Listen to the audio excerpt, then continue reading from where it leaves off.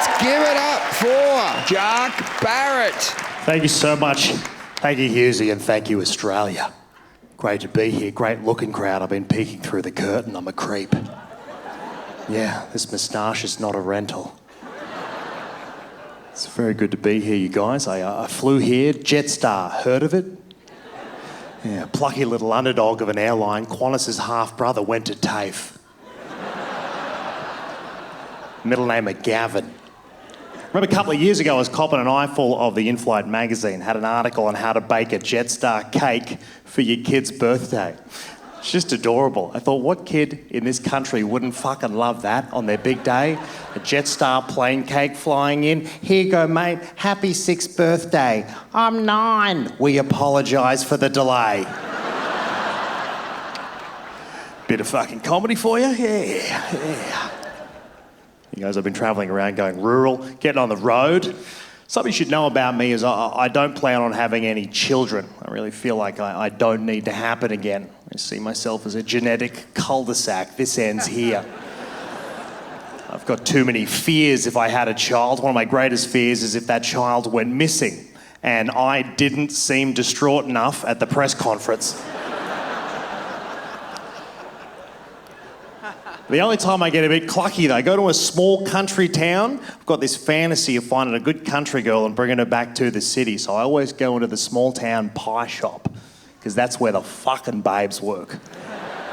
Yeah, it's where that sweet country honey gets poured. You know what I'm saying? Sorry, too much? Not enough? Anyway, so I go to the pie shop. This always happens. One girl behind the counter will be stunning. And the jukebox in the back of my head kicks in. Just a small town girl. In my head, I'm like, I could save you from this. I could take you to the city. I could show you everything. I'm fantasising about my life with her, slowly moving forward to the counter, about to say the words to this woman I think I'm going to spend the rest of my life with. And then she goes, "What kind of pie do you want?" I'm like, oh. Oof. Because you know when you can hear DNA? You know? Not that it's bad DNA, it's just a little too fertile. She's already got 3 or 4. That was her Tarago parked out front. I get it.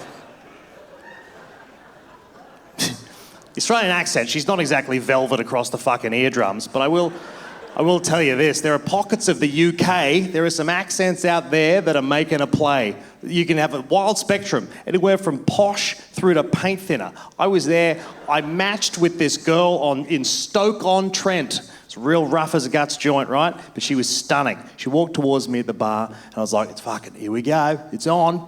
She walked up to me, it was the first thing she said. Ew, I'm so hungover. Ooh. Stunning, but the voice of a fucking bridge troll. And in my head, I'm like, we're just going to drink through this. So I said to her, do you want to go to the bar? Do you want to do a shot? And she goes, I love Sambuca. Oh, what are the odds? And then, so we go to the bar. 3 hours later, we're shit-faced. And she drags me into a hedge behind the pub, the chicken and the spoon, or the animal and the object pub that they have there. And she dragged me into a hedge. And she took down my pants and she said probably the most chilling compliment a woman's ever said. She went, "Ooh, that's a nice-sized stoinker." I was like, what kind of chimney sweep apparatus is a stoinker? In my head, I'm like, what kind of Charles Dickens nightmare am I living in here? And my penis audibly went, no. Didn't want to get a sexually transmitted accent. So the world's opening up, we get to go overseas again, that's good, that's very important, but just be nice when you're overseas. We are the worst travelling nation on the fucking planet, easily. We in Australia, we're apparently concerned with who we let into this country. We should be a lot more fucking concerned with who we let out, right? There's a lot of conspiracy theories around COVID. The most obvious to me is every other country invented it just to stop Australians from travelling for a bit. They were like, geez, can we just have just 2 years where there's no one here at an Australian flag taking a shit in a fountain? Is that too much to ask? We're going to go travelling overseas. When you go overseas, I ask you to do this. Please be the loudest, drunkest, most obnoxious you've ever fucking been. Do it.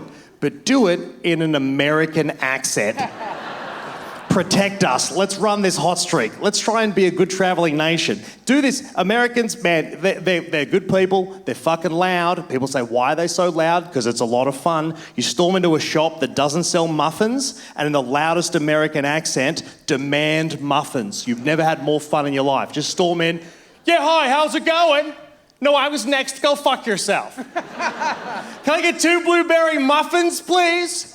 It's muffin time, bitch. That's what's up. And everyone's freaking out because you're in a library. You guys, short time, but I really enjoyed it. I'm Jacques Barrett. Thank you very much.